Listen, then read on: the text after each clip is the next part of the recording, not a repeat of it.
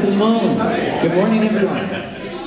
Before I start announcing, welcome. My name's Oliver. Bienvenue ce matin. Je suis Olivier. Je suis pasteur ici à Sunnybury Dieppe et je vous remercie d'être ici ce matin avec nous pour chercher le Seigneur, pour chercher une rencontre avec lui, avec Dieu, d'entendre sa parole et d'ouvrir nos vies à lui. Avant que je l'oublie, Glenn, my in-ear pack ran out of batteries.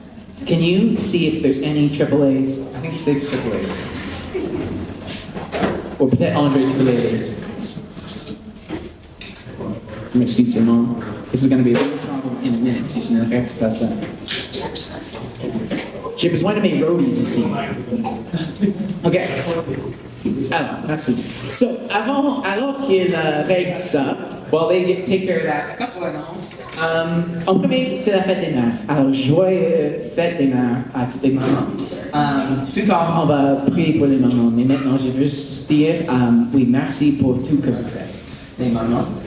Et merci aussi à tous les bénévoles. Thank you as well to all the volunteers in our church. Tout le monde qui fait comme plein de choses pour que tout se passe bien dans notre église. Tout qu'on fait, c'est à travers les bénévoles. Oh yeah, bonne idée, je change celui-ci. Nice. Okay. Et pour honorer les bénévoles, to thank all of our volunteers and everything they do, on aurait une banquette pour les bénévoles le 31 mai. So, Sunnybury Moncton et Sunnybury Dieppe, tous ensemble, on va faire une grande banquette le dimanche soir, le 31 mai. So, we're going to do a big volunteer banquet the 31st of May for everyone who's involved in any way. So, lève ta main si tu aides avec le ministère des enfants. Nice. Keep it up. Laisse-le en haut. Et si tu aides avec le ministère de louange, if you do help with the worship team. Et si tu aides avec le setup les dimanches. OK. Et si tu as déjà servi avec le banque alimentaire, if you have helped with the food bank. OK. Si tu as jamais pris des photos, fait des social media. OK. Nice. Si tu es je ne sais pas, quelles sont toutes les autres choses qu'on fait? Si tu n'as jamais fait aider avec le hot chocolate outreach ou le passer les accroches portes, anything like that. Alors, c'est comme presque tout le monde. Okay, so si j'ai oublié quelque chose et tu as fait quelque chose, je m'excuse. So if I forgot to mention whatever you do in your volunteering, I apologize. But basically, je veux juste vous remercier. I want to thank you all. C'est incroyable vraiment le taux de participation dans notre église. Like the amount of participation in our church is really like incredible. Vous êtes tous tellement engagés et on va vous remercier, on va vous célébrer. Le banquet pour les volontaires, les bénévoles, on va comme dress up un peu. Ce serait fun. C'est un peu drôle, un peu fancy. C'est comme un mélange des deux. So it's like a little funny but a little fancy. So like dress up, but then there will be all kinds of stuff. And anyway, it's a good time. So faites certaines, make sure to marquer la date, mais aussi RSVP. Alors tu peux voir là, le RSVP, c'est soit d'envoyer un courriel ou d'appeler le bureau. So, envoie-nous un courriel pour nous dire si tu viens.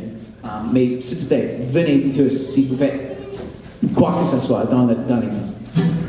Deuxième. La semaine après cela, le 7 juin, alors it's a little ways away, but on 7th of June, on serait pas ici. On va rassembler avec toutes les églises du Grand Moncton ensemble au Colisée de Moncton. Alors c'est un grand événement, une grande initiative que notre pasteur Colin, il a fait partie de la planification de cet événement, d'inviter tout le monde de rassembler tout autour de Moncton en tant qu'église dans une salle tout à la fois pour louer le Seigneur ensemble. So, ça c'est le 7 juin. À 10h, donc au Coliseum. Alors, on ne serait pas ici et je vous invite, s'il te plaît, viens au Colisée de Moncton et participe. Ce serait comme vraiment un service incroyable, je pense. So that's going to be an incredible service. We won't be here at the 7th of June, but please come and participate. It's going to be awesome. OK, équipe de louange, vous pouvez vous installer. Last annonce, c'est juste que je voulais annoncer, j'ai prié il y a quelques semaines, mais je voulais annoncer encore que Rochelle, elle commence ce mardi, ça travaille à l'église comme étudiante pour l'été. Alors, on a reçu quelques bourses du gouvernement pour embaucher des étudiants et on a super hâte pour Rachel de travailler cet été avec le ministère des Enfants, le rayonnement, comme toutes sortes de différents projets. On est super hâte pour ça. Alors, vous pouvez juste remercier Rachel, mais priez pour elle, priez que Dieu l'utilise cet été, que ce soit un été, oui, de formation pour elle, d'encouragement. Et il y a 2 autres étudiants qui travaillent à le campus de Moncton. Ils vont travailler tout ensemble. So there's also 2 other students at the Moncton campus. They're going to work together on a lot of things, but Rachel will also do a lot on her own. So thank you, Rachel. On est vraiment reconnaissant que tu t'impliques pour l'été de travailler avec nous. Mais je voulais juste vous honorer ce matin. OK. C'est tout, sauf que si vous êtes nouveau, je vous invite de remplir la carte de connexion dans vos sièges. L'idée, c'est simplement de nous donner des informations de contact pour qu'on puisse vous envoyer plus d'informations. Ceux qui sont bien, les événements et comment t'impliquer. Alors, s'il te plaît, si tu es nouveau, donne-nous ta courriel. On ne va pas te spam avec tellement de choses. C'est vraiment juste comme 1 fois par semaine maximum. Parfois, j'oublie même chaque semaine. Mais oui, si vous voulez recevoir les courriels de moi et de l'Église. Et aussi, juste si tu as des questions, si tu as des requêtes de prière, si tu as quoi que ce soit, tu peux mettre sur la connexion, la carte de connexion et amène-la aux tables de connexion en arrière à la fin du service. Et là, quelqu'un là peut te parler on a un petit cadeau pour toi si tu es nouveau, alors cherche-le. Et on aimerait bien vous connaître plus. So if you are new, fill out the card, take it to the table at the end. We'll have a little gift for you. We'd love to get to know you more. And really, l'idée c'est, on veut t'inviter de faire partie de cette famille. L'Église, c'est une grande famille et on bâtit les relations ensemble, on fait des choses ensemble, on sert les uns les autres. Et on veut t'inviter de faire partie de cette famille. So, ça, c'est l'invitation ce matin. OK, ça c'est tout. Si vous voulez vous lever, on va chanter ensemble et louer le Seigneur.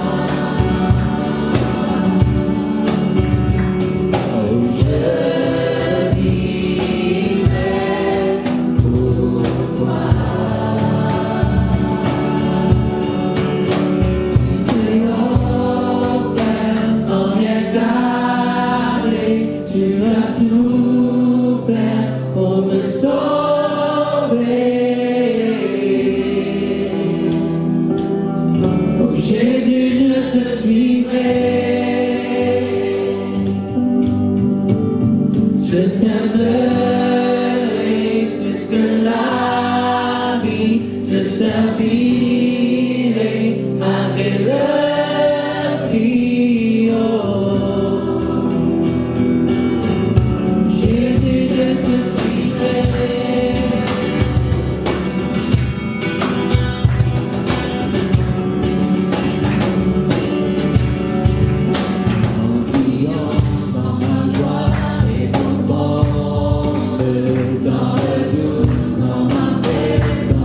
Oh.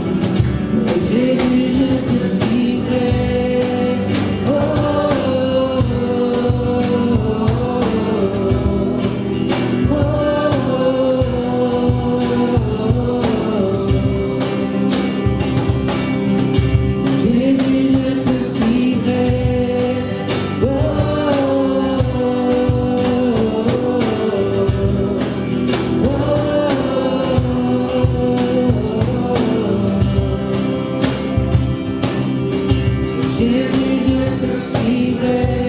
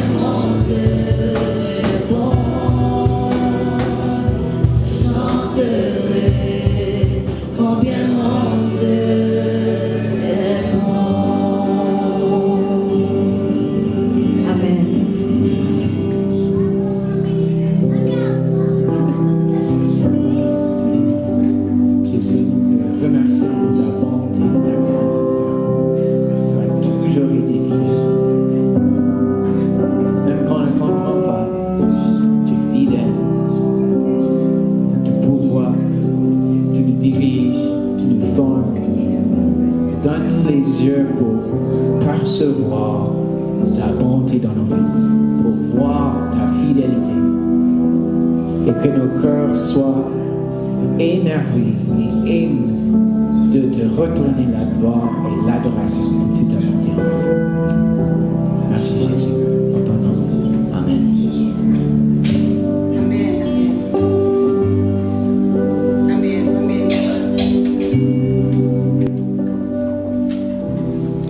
Nous rendons grâce à Dieu, notre Père. C'est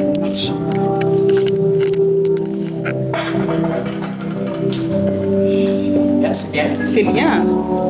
C'est le deuxième wireless. 1, 2. 1, 2. 1, 2. Amen, amen, amen. Nous rendons grâce à Dieu le Père, car sans lui, rien n'est absolu. Béni soit l'Éternel, notre rocher, qui exerce nos mains au combat, nos doigts à la bataille. Comme il est écrit dans le psaume, tu as formé mes reins, tu m'as tissé dans le ventre de ma mère. En ce jour spécial de la fête des mères, Seigneur, nous nous prosternons devant ton trône pour te présenter les mamans du monde entier. Et principalement les mamans de notre église, les mamans de notre ville, Seigneur.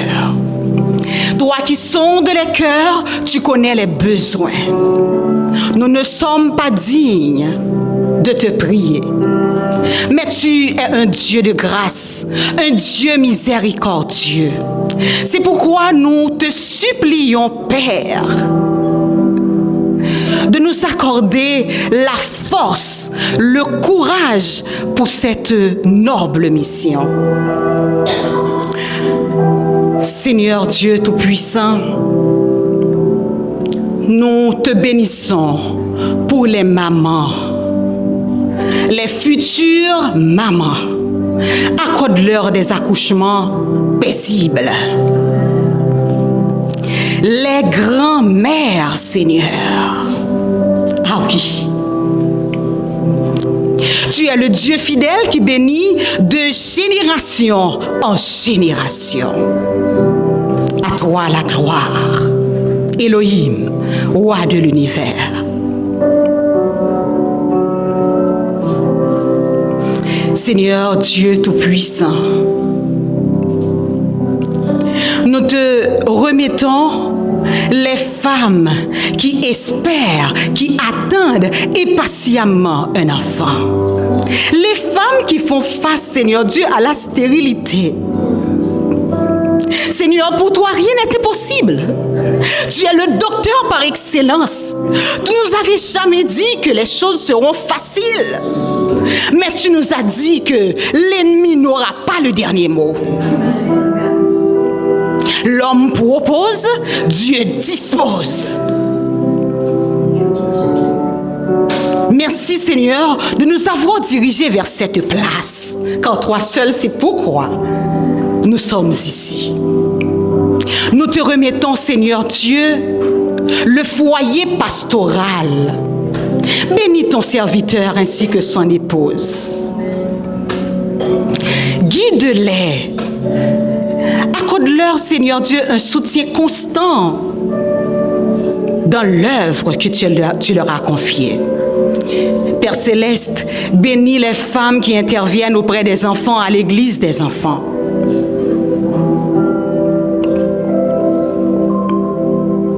Bénis leur engagement, Seigneur Dieu. Nous prophétisons la paix dans les foyers. Nous prophétisons, Seigneur Dieu, la restauration familiale. Nous prophétisons, Seigneur, la guérison des cœurs blessés, des cœurs brisés. Soutiens, Père Céleste, les mamans face aux désobéissances. Accorde-leur la patience, Seigneur. Bénis nos fréquentations, la fréquentation de nos enfants, la fréquentation de nos maris. Bénis-nous, Seigneur. Nous avons confiance en toi, c'est pourquoi nous t'en prions. nous savons que tu es dans notre camp et que nous pouvons compter sur toi. Merci Seigneur. Merci Seigneur. Aujourd'hui, nous célébrons les mamans, mais nous célébrons les familles, Seigneur Dieu. Comme la femme vertueuse dans le Proverbe 31, Seigneur Dieu, fait que nous soyons des femmes honnêtes, des femmes loyales, Seigneur Dieu. Un soutien précieux pour nos maris, pour nos enfants. Merci. Merci pour le don précieux de la maternité. Alléluia, gloire à toi seul, Seigneur Jésus. De ton beau ciel, nous ne sortirons plus. Garde-nous cachés sous tes ailes protectrices. Nous proclamons notre bénédiction. Que le Dieu de paix nous sanctifie lui-même tout entier. Et que tout notre être, l'esprit, l'âme et le corps soient conservés irrépréhensibles. Lors de l'avènement de notre Seigneur et Sauveur Jésus-Christ, à qui soit le règne, la puissance, la majesté, la souveraineté, la domination et la gloire au siècle des siècles. Amen.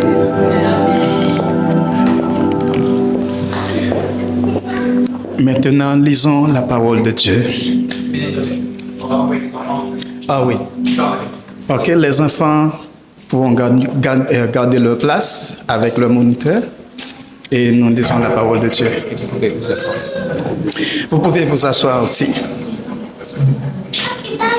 Vous pouvez vous asseoir.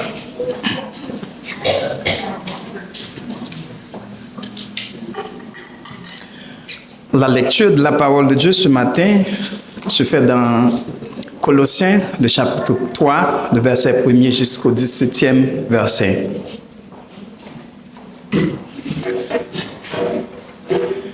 Mais vous êtes aussi ressuscités avec Christ.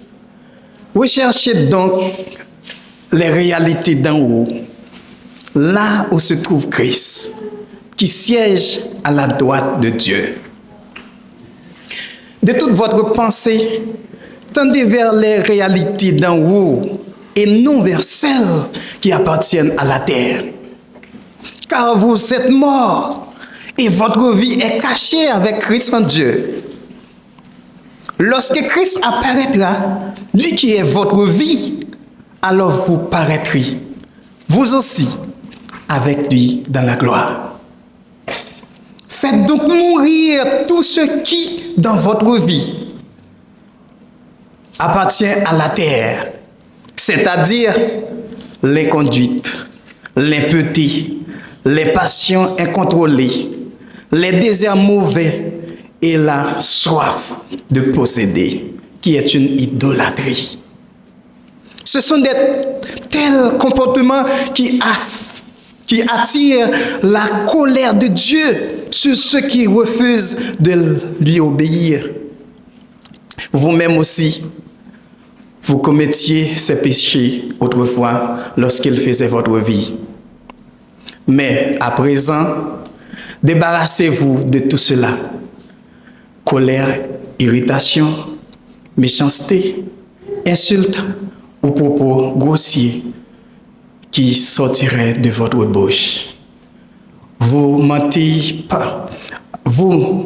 pas les uns aux autres, car vous êtes dépouillés de l'homme qui vous étiez autrefois avec tous ses agissements.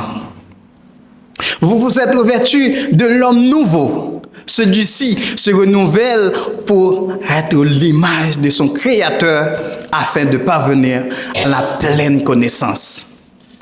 Pour ce qui le concerne, il n'y a plus de différence entre juifs et non-juifs, entre circoncis et incirconcis, étrangers, barbares, esclaves, hommes libres. Il n'y a plus que Christ, lui qui est tout en tous. Ainsi, puisque Dieu vous a choisi pour faire partie du peuple saint et qu'il vous aime, revêtez-vous d'ardente bonté, de bienveillance, d'humilité, de douceur, de patience. Supportez-vous les uns les autres. Et si l'un de vous a quelque chose à reprocher à un autre, pardonnez-vous mutuellement. Le Seigneur vous a pardonné, vous aussi, pardonnez-vous de la même manière. Par-dessus tout cela, revêtez-vous de l'amour qui est le lien par excellence. Que la paix instaurée par Christ gouverne vos décisions, car c'est à cette paix que Dieu vous a appelé pour former un seul corps. Soyez reconnaissants. Que la parole de Christ réside au milieu de vous dans toute sa richesse. Qu'elle vous inspire une pleine sagesse. Que vous inspire et vous avertir les uns les autres ou pour chanter à Dieu de tout votre cœur des psaumes, des hymnes et des cantiques inspirés par l'Esprit afin d'exprimer votre reconnaissance. Dans tout ce que vous pouvez dire ou faire, agissez-vous au nom du Seigneur Jésus et en remerciant Dieu le Père par lui. Que cette portion de l'Écriture soit pour notre édification. Dieu vous bénisse.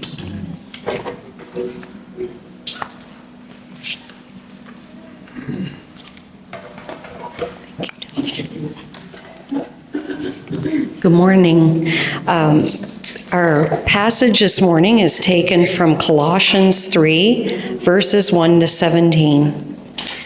Since then, you have been raised with Christ. Set your hearts on things above, where Christ is seated at the right hand of God. Set your minds on things above, not on earthly things. For you died, and your life is now hidden with Christ in God. When Christ, who is your life, appears, then you also will appear with him in glory. Put to death, therefore, whatever belongs to your earthly nature: sexual immorality, impurity, lust, evil desires, and greed, which is idolatry. Because of these, the wrath of God is coming. You used to walk in these ways in the life you once lived, but now you must rid yourselves of all such things as these: anger, rage, malice, slander, and filthy language from your lips. Do not lie to each other, since you have taken off your old self with its practices and have put on the new self, which is being renewed in knowledge in the image of its creator. Here there is no Greek or Jew, circumcised or uncircumcised, barbarian, Scythian, slave or free, but Christ is all and is in all. Therefore, as God's chosen people, holy and dearly loved, clothe yourselves with compassion, kindness, humility, gentleness, and patience. Bear with each other and forgive whatever grievances you may have against one another. Forgive as the Lord forgave you. And over all these virtues, put on love, which binds them all together in perfect unity. Let the peace of Christ rule in your hearts, since as members of one body you were called to peace, and be thankful. Let the word of Christ dwell in you richly as you teach and admonish one another with all wisdom, and as you sing psalms, hymns, and spiritual songs with gratitude in your hearts to God. And whatever you do, whether in word or deed, do it all in the name of the Lord Jesus, giving him thanks to God and the Father through him. May God add a blessing to the reading of his word.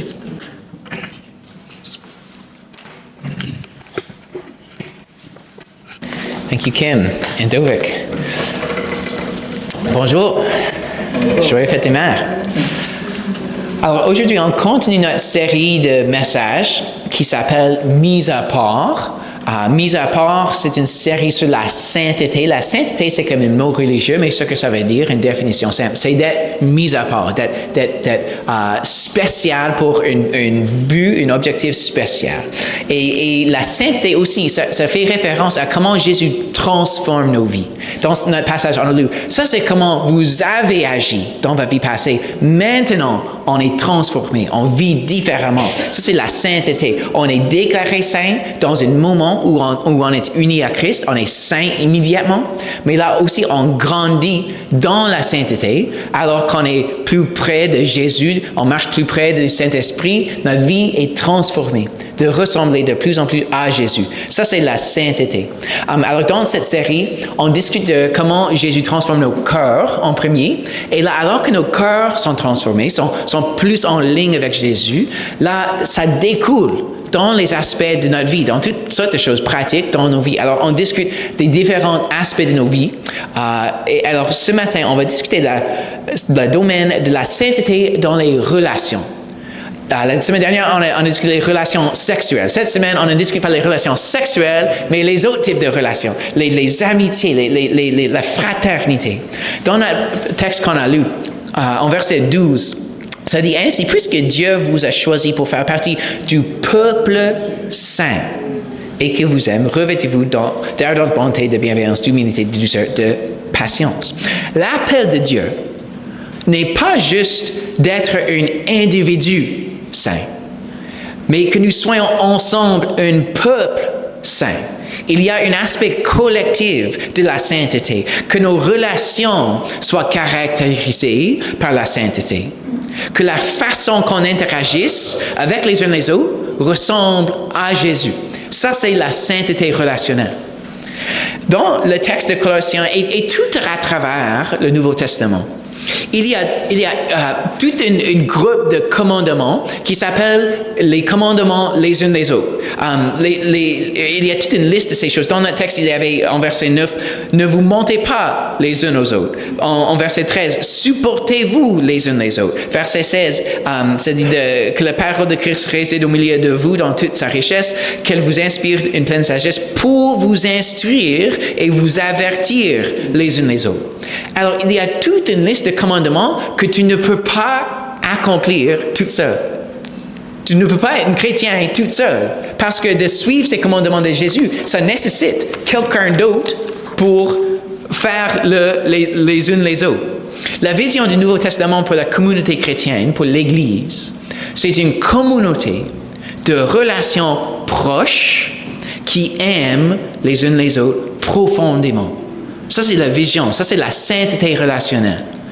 C'est quelque chose qu'on priorise énormément ici à Sunnybray. Il y a 4 aspects dans notre Église. Qui était à la session jeudi soir, la semaine dernière, de devenir membre à l'Église? On a discuté les 4 choses principales, les 4 aspects de notre vie ensemble qu'on priorise comme Sunnybray. C'est de grandir en envergure, de grandir en profondeur, de la vie de service proche et les relations proches. L'idée, c'est ces 4 aspects de grandir en envergure, c'est de rayonner au monde, d'amener plus de monde à la foi en Jésus, de grandir en profondeur, c'est d'approfondir notre foi et d'être formé comme disciples de Jésus.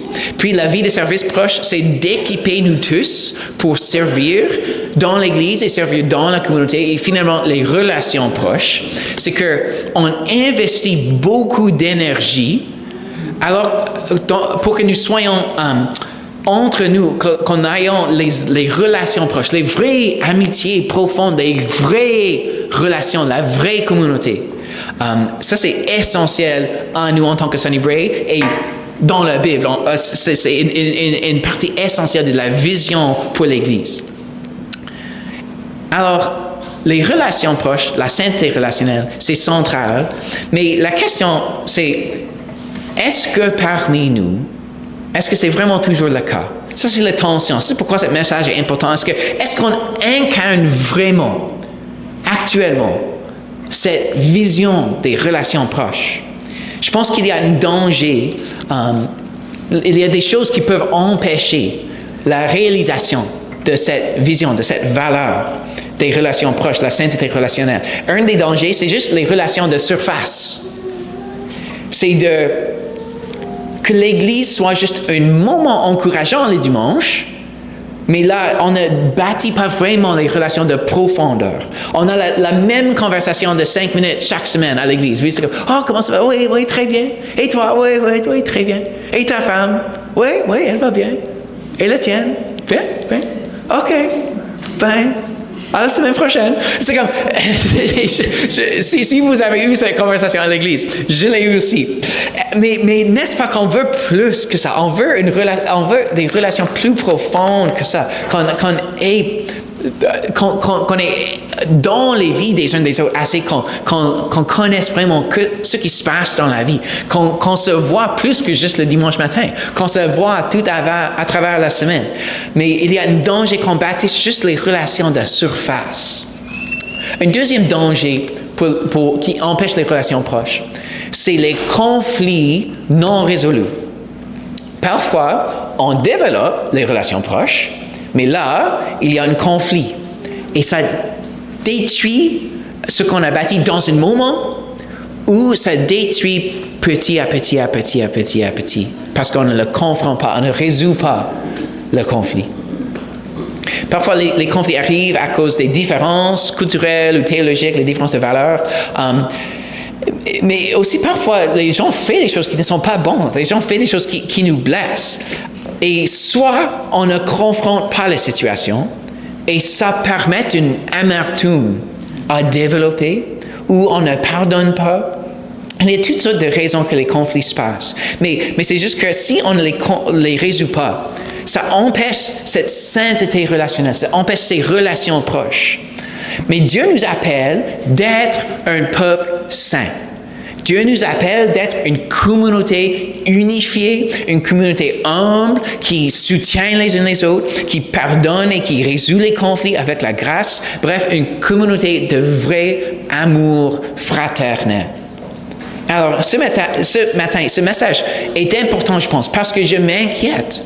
Je soucie qu'on ne soit pas contente avec les relations de surface. Et j'espère qu'aussi on soit un type de communauté marquée par l'unité, par l'humilité et par la grâce de vraiment résoudre les conflits.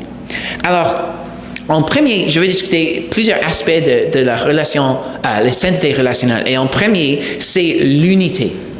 Et on doit éviter le racisme et le favoritisme. Au début du section dans notre texte, Paul a discuté, on est unis à Christ, on est ressuscité, ça mène à une vie transformée. Et là, il commence toute une liste de choses pratiques.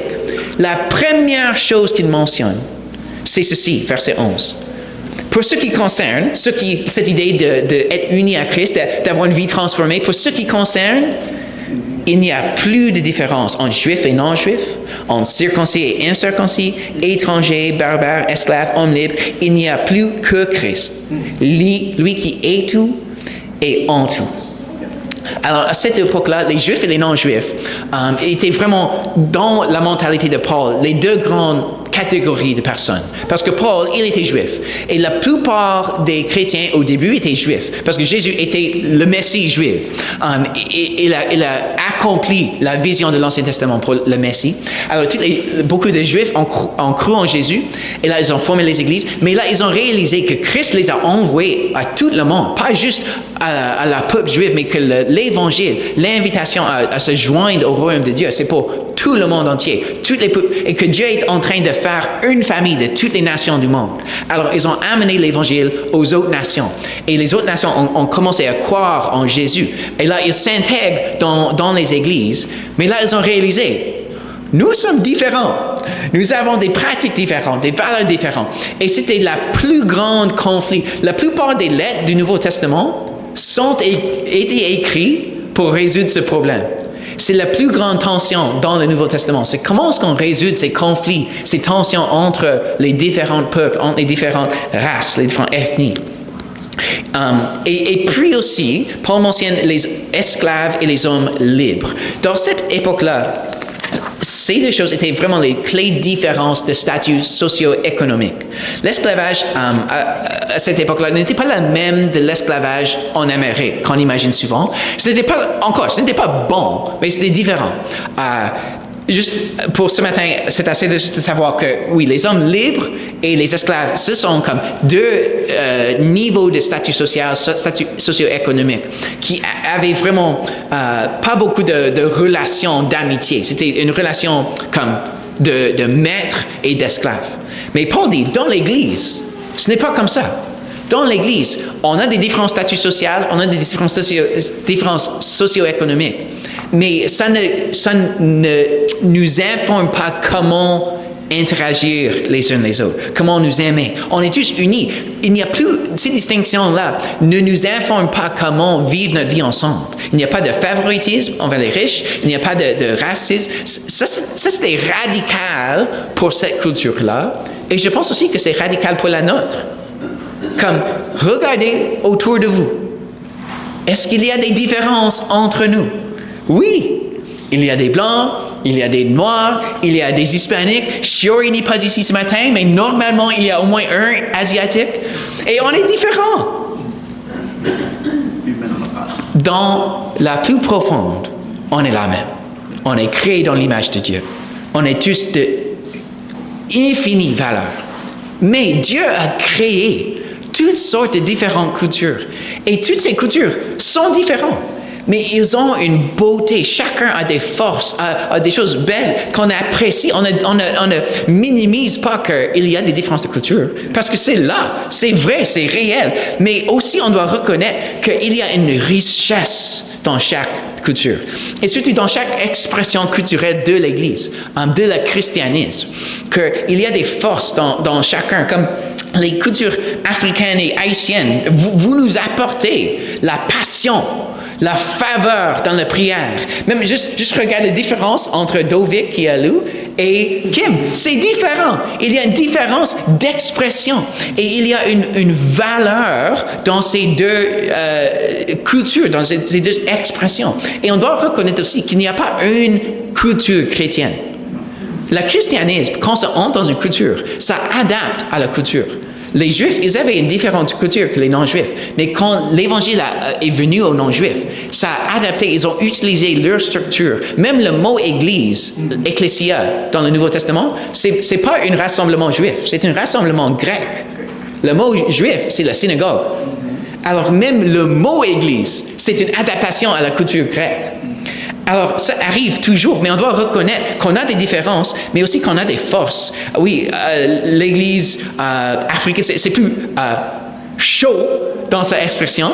L'Église de l'Occident, c'est un peu moins chaud, mais aussi il y a une force. Il y a une force dans la théologie, dans l'académique, dans l'organisation. Et là, on a tous les choses à amener ensemble. Et on est mieux ensemble, on est plus fort ensemble quand on reconnaît ces choses. Mais ces différences sont aussi quelque chose qu'on doit naviguer. Il y a des différences d'expression qui ne nous mettent pas à l'aise toujours. Il y a les différences de style de leadership aussi dans les différentes cultures. Alors, on doit naviguer ces différences. Et ça, c'est ce que Paul est en train de faire dans les lettres du Nouveau Testament. Mais on reconnaît aussi les forces de chacun de nos cultures. Et aussi, comme une Église appelée en mission au monde et en mission ici, uniquement, particulièrement à Dieppe, où la plupart des cultures, c'est la culture acadienne, qui est d'une historique catholique romain et de ces choses. On doit aussi pas juste penser à qu'est-ce qui me plaît, qu'est-ce que j'aime dans mon culture, mais qu'est-ce qui va toucher les gens de la ville ici. Qu'est-ce qui va être le plus facile pour eux de reconnaître eux-mêmes ou de se reconnaître comme, oui, je peux trouver ma place là. Je peux fit là. Alors, on doit aussi s'adapter à cette culture ici et se demander, peut-être que ce serait différent que mon expression de l'Église, peut-être que ce serait différent que la tienne. Mais on doit amener nos forces ensemble et là avoir un cœur de missionnaire de comment exprimer l'Évangile et l'amour de Jésus envers cette culture ici. Ça, c'est vraiment les chrétiens pratiques pour nous. Et plus grand même que ça, il y a un témoignage à la ville de l'unité en Christ. Moi et Alain, l'automne passé, on est allé à une table ronde pour la semaine de l'immigration de francophonie internationale. Et le sujet était de reconnaître ou de remercier l'immigration francophone. Et c'était vraiment intéressant. Les experts de l'Université de Moncton, le gouvernement, ils ont décrit comment les Acadiens veulent que les immigrants francophones viennent pour soutenir la population francophone, mais les nouveaux arrivants et les Acadiens interagissent rarement. Ils deviennent des amis rarement. Ils s'intègrent rarement. Et quelqu'un sur le panel, ils ont suggéré, on a besoin des espaces de formation identitaire, de formation communautaire qui forment les liens à travers les autres. Comment est-ce qu'on pourrait créer un espace comme ça? Et moi et Alain en arrière, on est comme, à l'église! C'est comme, oui, on a posé la question comme, est-ce que tu vois que c'est dans les communautés religieuses que ça se passe? Et le gars sur le panel, qui est un expert dans la sociologie religieuse, il a dit, moi je suis musulman, so oui, les communautés religieuses sont vraiment importantes. Mais il n'y a pas beaucoup d'Acadiens musulmans. Alors, il n'y a pas beaucoup d'Acadiens qui interagissent avec lui à son mosquée. Mais quelle opportunité pour nous de témoigner à la ville que c'est possible. C'est possible d'être unis, d'avoir les peuples de toutes les nations, de toutes les familles du monde, avec toutes les différences culturelles, mais d'apprécier les uns les autres, d'aimer les uns les autres, d'avoir l'unité fraternelle. Et c'est possible ici parce qu'on est unis autour de Christ. Parce qu'on a l'amour de Christ dans nos cœurs, qu'on est la famille spirituelle ensemble. Quel témoignage à la ville, qu'ils essaient de trouver comment est-ce qu'on interagit, comment est-ce qu'on figure out comment vivre ensemble. Et c'est comme, on a la solution, c'est Jésus. Alors, cet aspect de la sainteté relationnelle, c'est une occasion pour nous en profiter de nos forces, mais aussi de témoigner à la ville de l'unité possible, parce que Jésus nous unit. Amen. OK, deuxième point. La sainteté relationnelle nécessite l'humilité. Je manque de temps ce matin. Je vais probablement dire c'est assez évident. On doit être humble, n'est-ce pas? Parce que Jésus est humble. Jésus s'est humilié de la gloire du ciel, de devenir humain. Ma texte ma préférée dans toute la Bible, c'est Philippiens 2, où Paul décrit cette humilité de Jésus. Et il dit, imite Jésus dans son humilité. C'est essentiel pour cet aspect de ne pas avoir le racisme et le favoritisme, de ne pas penser trop haut que les autres, essentiellement. Et c'est aussi essentiel pour résoudre les conflits, d'avoir la capacité de dire, j'avais tort. Ça prend de l'humilité. OK, on est tous d'accord. D'accord. OK, je vais move on. Numéro 3, la sainteté relationnelle, c'est le soutien mutuel. Alors, en verset 13, ça dit « Supportez-vous les uns les autres ». Il y a plusieurs textes qui disent ce même type de choses dans le Nouveau Testament. Romains 12, 13 dit « Les besoins de ceux qui font partie du peuple saint, soyez-en solidaires, toujours prêts à pratiquer l'hospitalité. » Galates 6, 2 « Aidez-vous les uns les autres, apportez vos fardeaux. De cette manière, vous accomplirez la loi de Christ. » Les relations dans l'Église devraient être marquées par le soutien pratique, d'aider les gens dans le besoin, mais aussi le soutien mutuel. C'est mutuel, c'est pas juste que les pauvres reçoivent des riches, mais en fait que tout le monde a quelque chose à contribuer aux autres. C'est toujours des deux directions ou de toutes les directions. C'est pas qu'une personne en profite des autres. C'est pas on doit éviter qu'on profite des autres, mais aussi pour ceux qui sont habitués à donner aux autres, on doit faire attention de ne pas avoir une attitude de paternaliste, que je suis quelqu'un qui aide les autres, mais j'ai besoin d'aucune aide. Et il y avait une histoire dans la vie de notre Église que je voulais célébrer parce que quelques personnes dans notre Église ont vraiment incarné cette réalité. C'est que Richard et Nadia, ils viennent d'acheter une nouvelle maison. Ils vont déménager en juin et c'est super encourageant. Et ils s'est porté bénévole et dit « Hey, je peux rassembler une groupe de gars et on va vous aider à déménager. » et en premier, Richard m'a dit, oh, est-ce qu'on comme on pensait à payer quelqu'un, est-ce qu'on devrait dire oui, comme on pourrait lui payer, comme on veut pas en profiter de lui, parce qu'on a les moyens de payer quelqu'un. Mais là, alors qu'il réfléchissait, il dit, mais non, en fait, ça honore Yvon d'accepter son offert. D'accepter de l'aide, ça prend de l'humilité, mais aussi ça bénit les autres. Si on avait tous l'attitude que personne, je n'accepte l'aide de personne, là c'est impossible d'avoir cette communauté d'aide mutuelle. Alors j'ai trouvé ça énormément belle de voir, on a tous quelque chose qu'on peut contribuer. C'est soit, oui, financièrement, de l'aide pratique, mais aussi les choses intangibles, comme on peut aider les autres avec l'empathie. On peut, même quelqu'un avec aucun moyen, aucune capacité de porter les boîtes, ils peuvent aider quelqu'un avec la sagesse. Comme on a tous quelque chose à contribuer et l'aide, c'est mutuel. C'est soutenez-vous mutuellement. Ça, c'est la sainteté relationnelle. Que personne en profite toujours des autres et aussi que personne est toujours dans l'attitude de supériorité. Ça, c'est la relation la sainteté relationnelle, de soutien mutuel. Quatrième, la sainteté relationnelle, c'est de résoudre le conflit avec la grâce.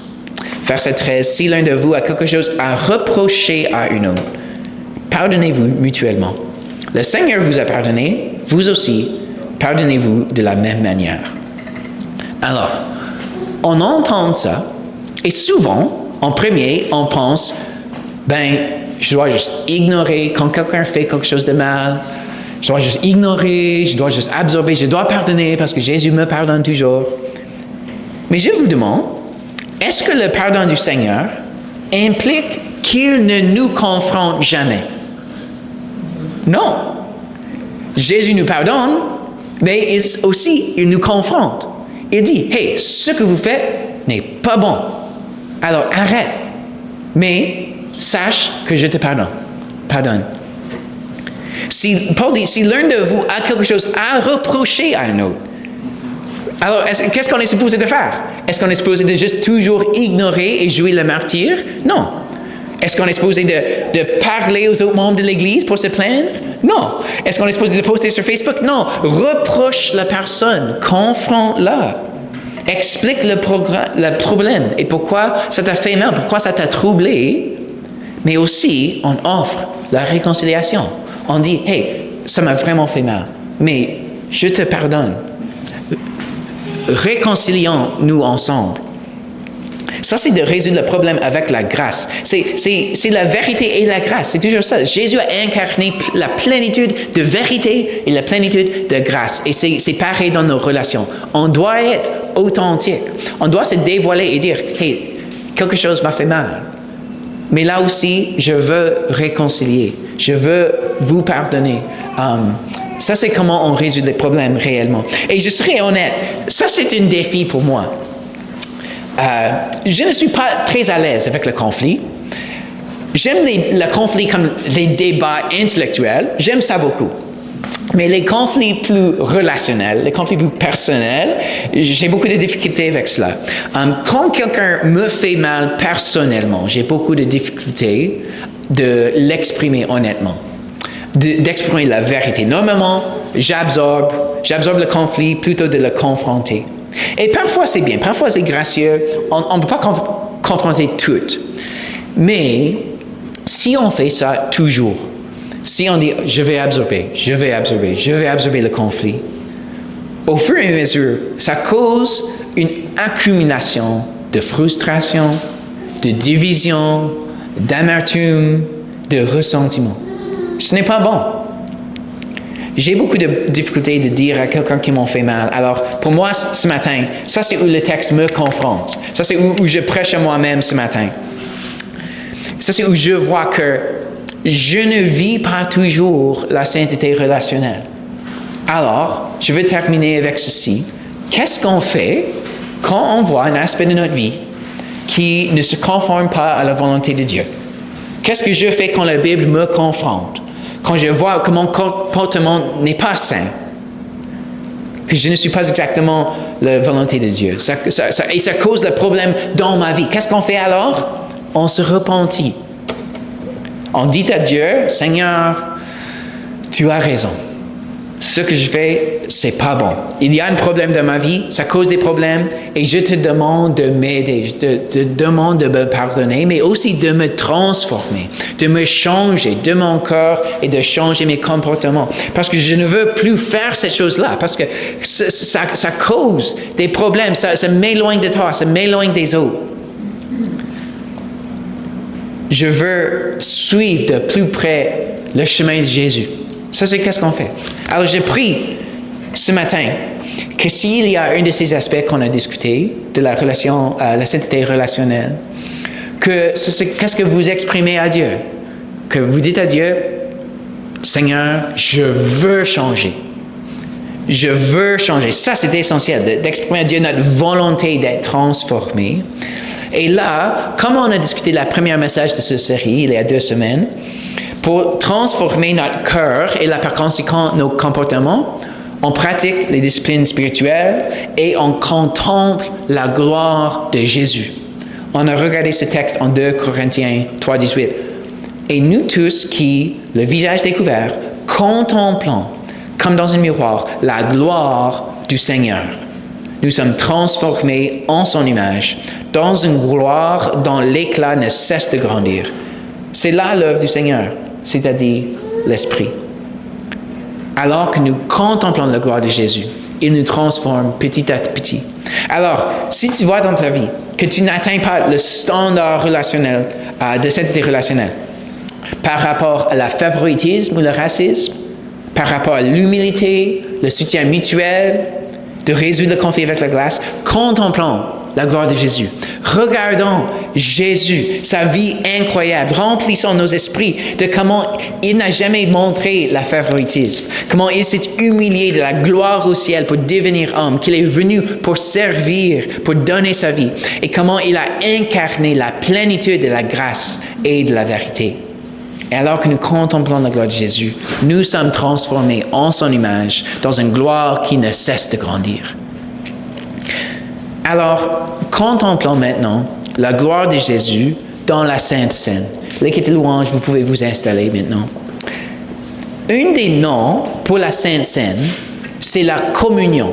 Ce rite a plusieurs noms, la Sainte Seine, la communion, l'Eucharistie, mais la communion, cet aspect-là, ça communique un aspect de la rite, c'est qu'on mange un repas ensemble.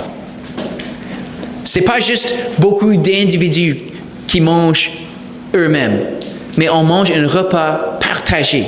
C'est un symbole de notre unité. La communion symbolise notre communauté unifiée, les gens de toutes les familles, de toutes les nations, de toutes les classes socio-économiques, unis autour d'une seule table. Où il n'y a pas de favoritisme, parce que unis autour de la table, on est unis autour de Christ.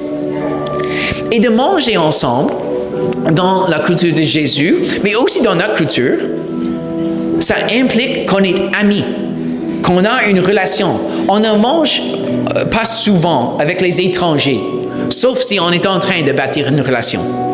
Mais de manger ensemble, ça symbolise qu'on est amis, qu'on est une famille, qu'on est unis ensemble. Et dans la Sainte Seine, on partage un repas qui témoigne de notre unité autour de Christ, qui témoigne du fait que on est des fois les étrangers, mais on bâtit les relations ensemble. On bâtit les relations proches, les relations honnêtes, les relations humbles, les relations de soutien mutuel, les relations de grâce et de vérité. Et nos relations autour de table sont comme pour une famille. Oui, comme des familles, on a parfois les conflits. Mais notre place à la table n'est pas garantie grâce à notre perfection. On n'est pas invité à la table parce qu'on incarne parfaitement la sainteté relationnelle ou la sainteté dans quoi que ce soit. Mais on est invité à la table grâce au fait qu'on est membre de la famille. Si Jésus t'a adopté, tu es invité à la table. Si tu as accepté l'offre, il offre à nous tous. Reçoit l'adoption à la famille de Dieu. C'est pas automatique, on doit l'accepter, mais il invite à nous tous de recevoir de La sanctification de Jésus, qui te pardonne, qui te lave, et là, qui te met dans sa famille. Et si tu as accepté cette invitation, tu as une place à la table. Parce que c'est la table de famille de Dieu. Ce n'est pas grâce à notre sainteté morale, notre perfection, mais grâce à sa grâce de nous adopter par la grâce seule de Jésus, parce qu'on est unis à lui, parce que dans son corps brisé et son sang versé, qui est symbolisé par la pain et le vin, il a pris tout notre péché sur lui. Il s'est uni à notre péché pour qu'on puisse s'unir à sa sainteté. C'est la merveilleuse échange. C'est ça. C'est grâce à sa mort et sa résurrection qu'on a la communion avec les autres, oui, et aussi la communion avec Dieu. Une relation proche avec Dieu, qu'il est parmi nous autour de la table aussi. Alors, il nous invite à la table, célébrons la communion, célébrons ensemble notre unité en Christ. Il y aura 3 stations ici en avant. Au milieu, il y a du pain sans gluten. Tout le vin est sans alcool. Et je vous invite, lorsqu'on commence à jouer et chanter, quand tu es prête, viens recevoir les éléments, retourne à ta siège et prends-les après de prier pour un moment, après de confesser les péchés. Et puis quand tu as fini, monte encore et on va chanter. Alors, prions. Seigneur, je te remercie pour Jésus, son exemple incroyable de l'humilité, d'unité, de ne pas jamais montrer le favoritisme et le racisme, mais de mourir pour tout le monde entier, pour toutes les nations du monde, pour toute personne que tu nous invites à recevoir ta grâce, à recevoir ta pardon. Et Seigneur, je prie ce matin que tout le monde ici soit uni à toi, soit adopté dans ta famille et qu'ils ressentent ton amour familial, ta unité, qu'ils le ressentent de nous, que nous soyons, que nous incarnons la réalité de la famille de Dieu ici à l'Église, et aussi qu'ils le ressentent de toi directement, qu'ils entendent ta voix qui dit « Je veux que tu retournes à moi, à la famille, à la table. Je veux une relation proche avec toi. Je veux t'accepter comme tu es et je veux te transformer la plénitude, la meilleure vie que tu pourrais jamais vivre. » Alors Seigneur, que nous tous acceptons cette invitation ce matin et on te remercie pour le sacrifice de Jésus qui le permette. Dans ton nom, Jésus, je prie. Amen. Amen. Alors, viens alors que vous êtes prêts.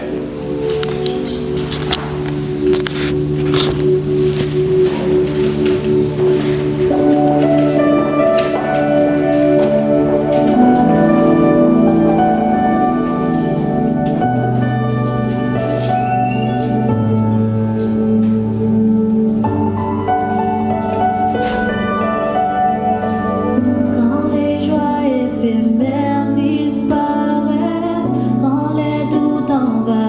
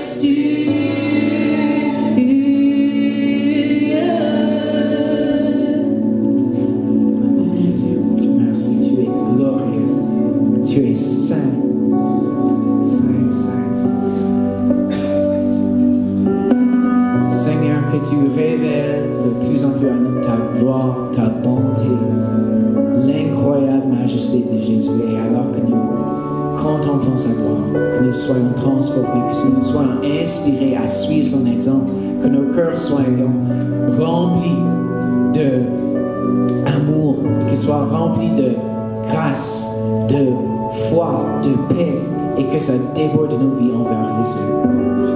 Alors on te remercie Jésus ce matin pour ta vie et ta grâce envers nous. Dans ton nom, j'ai prié. Amen. Amen. Alors je vous encourage cette semaine d'aller dans l'amour de Jésus et que ça déborde de vos vies envers les autres. On a quelques événements qui sont bien. Le lundi soir, je suis au Second Cup sur Dieppe Boulevard. Si tu veux discuter quoi que ce soit à propos de Jésus, la foi, le message d'aujourd'hui ou n'importe quelle question que tu as, apporte un ami. Si tu as un ami avec des questions, on est là de 18h30 jusqu'à 20h. Puis aussi, on a des événements le rayonnant ce printemps sur la table en arrière. Il y a quelques événements qui restent, surtout la collecte d'aliments pour la banque alimentaire. Si ça vous intéresse, s'il te plaît, regarde sur la table pour les détails, mets ton nom et je peux vous contacter de comment on peut s'occuper de notre vie dans cette manière-là. Oui. Alors, prendre un café, jazz ensemble, qu'on prenne la conversation de 5 minutes un peu plus profondément aujourd'hui. Dans le nom de Jésus. Amen.